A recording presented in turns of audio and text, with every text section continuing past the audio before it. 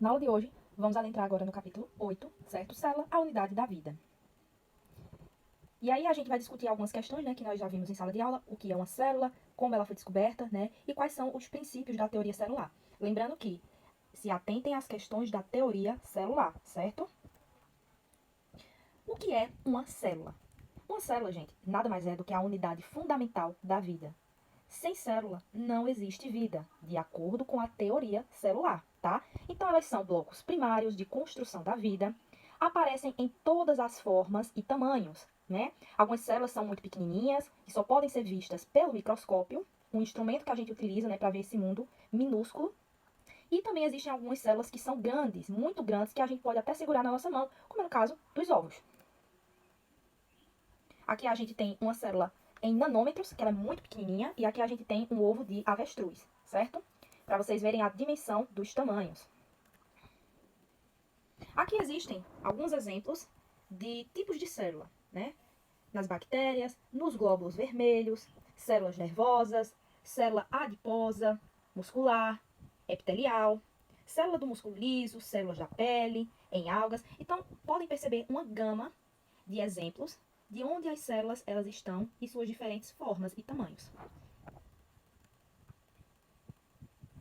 Aonde é que a gente encontra, né? A gente pode encontrar em todos os organismos que estão vivos, desde os mais simples, como no caso das bactérias e das algas, que elas possuem uma célula apenas. Então a gente chama de unicelular, certo? Ou aquelas que possuem uma forma mais complexa, como por exemplo as plantas e os animais, que eles são formados por mais de uma célula, o que a gente chama de pluricelular, tá? Elas estão presentes aí em tudo que a gente conhece, né, praticamente, tecidos, órgãos como a pele, músculos, ossos e órgãos internos. E elas desempenham umas funções que são primordiais para que ele funcione adequadamente, certo? Além disso, né, as células elas vão estar presentes aí tanto em ambientes naturais, desde solo, água, até em organismos vivos, né, que vão habitar esse ecossistema.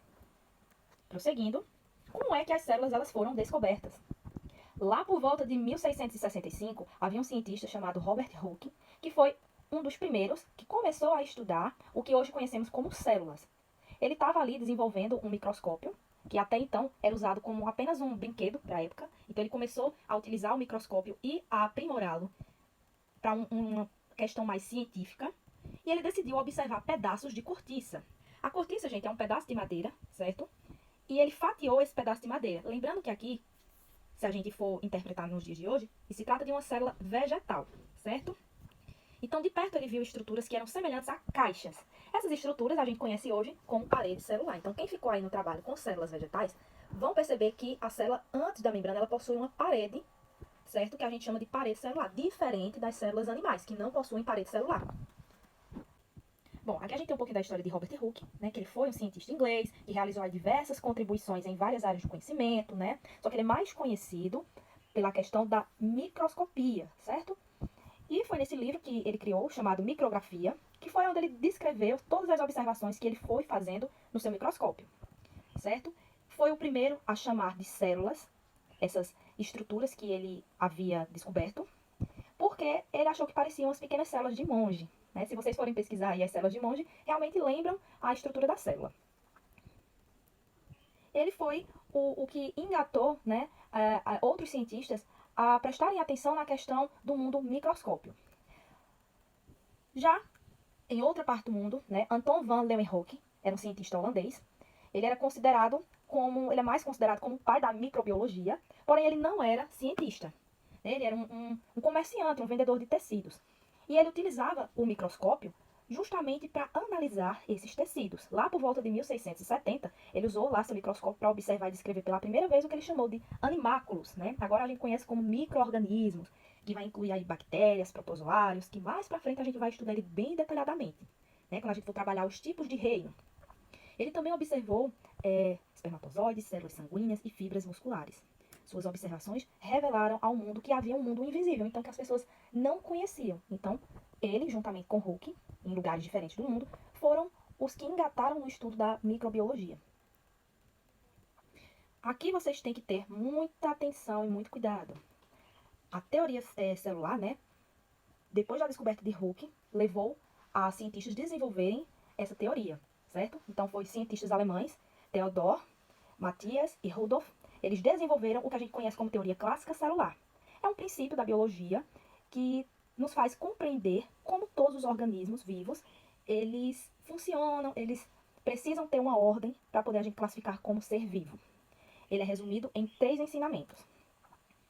O primeiro é que todos os organismos são compostos de célula. Então, a primeira teoria, né, a primeira parte da teoria, ela diz que todos os organismos eles são compostos por célula. Tá, e se tiver um organismo que ele não tem célula?